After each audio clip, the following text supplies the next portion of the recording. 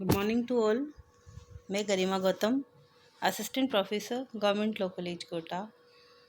आज हम second year का जो इंटेलेक्चुअल प्रॉपर्टी राइट्स है इसका एक इम्पोर्टेंट टॉपिक डिस्कस करने जा रहे हैं।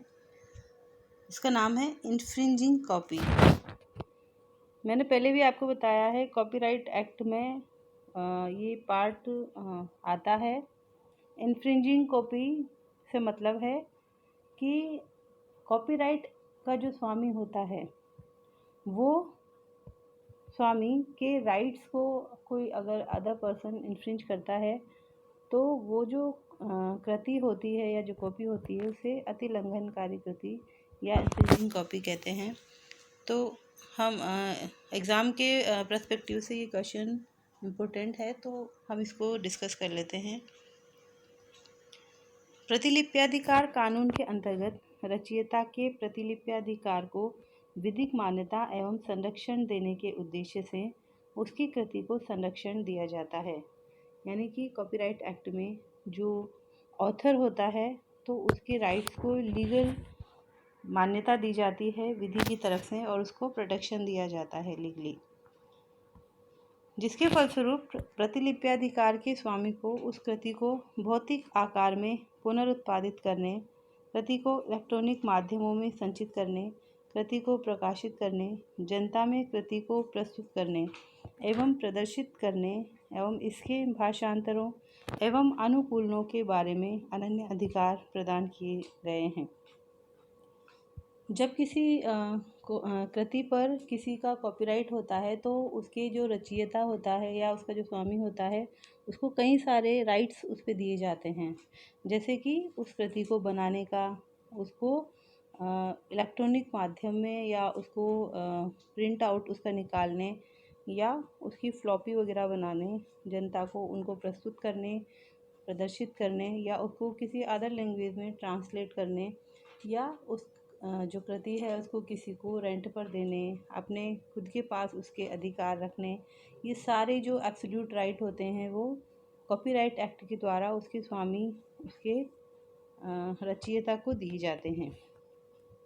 ये सभी अधिकार प्रतिलिप्याधिकार के स्वामी को आर्थिक लाभ प्राप्त करने के योग्य बनाते हैं। यदि उपर्युक्त कार्य कृति में प्रतिलिप्याधिकार के स्वामी के अतिरिक्त अन्य व्यक्ति के द्वारा स्वामी की सम्मति या अनुज्ञप्ति के बिना किए जाते हैं तो इसे प्रतिलिप्याधिकार का अतिलंघन कहा जाता है।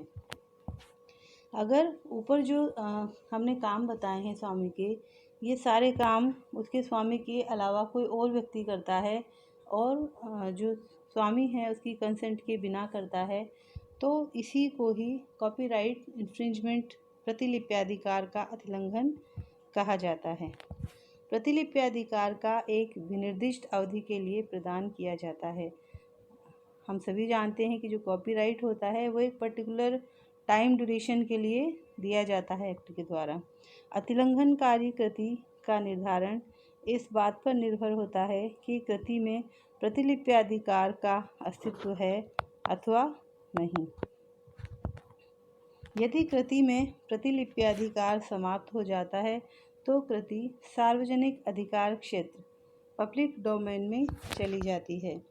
यानी कि जो टाइम ड्यूरेशन के लिए कॉपीराइट का अधिकार उस कृति पर दिया जाता है तो वो इस बात पे डिपेंड करता है कि अभी जो एट ए टाइम जो है उस स्वामी को, उस रचयिता को उस कृति पर कॉपीराइट है या नहीं।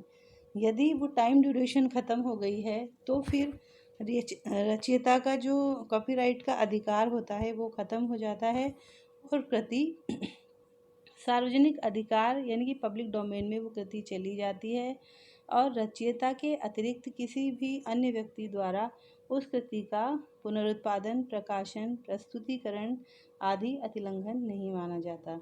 यानी कि अगर टाइम ड्यूरेशन अगर कॉपीराइट की ख़त्म हो गई है तो फिर सार्वजनिक हो जाती है वो कृति और कोई भी दूसरा व्यक्ति भी उस कृति को, उस चीज़ को बना सकता है, प्रस्तुत कर सकता है या फिर उसको प्रस्तुत कर सकता है, प्रकाशित कर सकता है।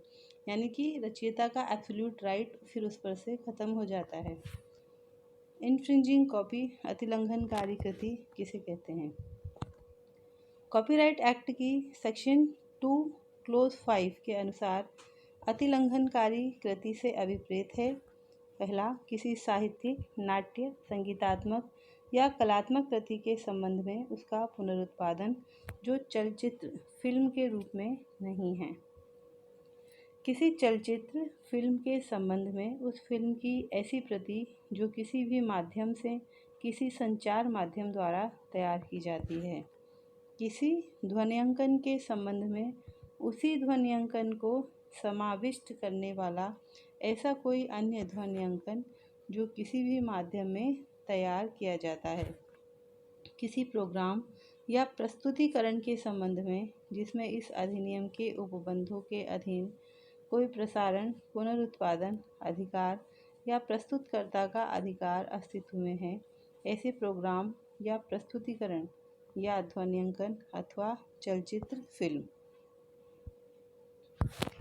यानी कि जो सेक्शन 2 क्लोज 5 है, तो इसमें जो चीज़ें दी गई है, साहित्यिक चीज़ें, संगीतात्मक, कलात्मक चीज़ें, तो इन चीज़ों को फिर से बनाना, लेकिन फिल्म के रूप में नहीं, यानी कि कृति के रूप में इनको बनाना। फर्स्ट पॉइंट में ये कहा गया है। सेकंड पॉइंट कहता है कि अगर फिल्म के संबंध में है तो उस फिल्म की ऐसी प्रति जो संचार माध्यम के द्वारा तैयार की गई है। और ध्वनि की अगर बात है तो ध्वन्यांकन के अगर संबंध में है तो उस ध्वन्यांकन को समाविष्ट करने वाला ऐसा कोई अन्य ध्वन्यांकन जो किसी भी माध्यम में तैयार किया गया है। तो ये सारी चीज़ें जो एक्ट की लैंग्वेज में हैं, ये इस तरीके से हैं।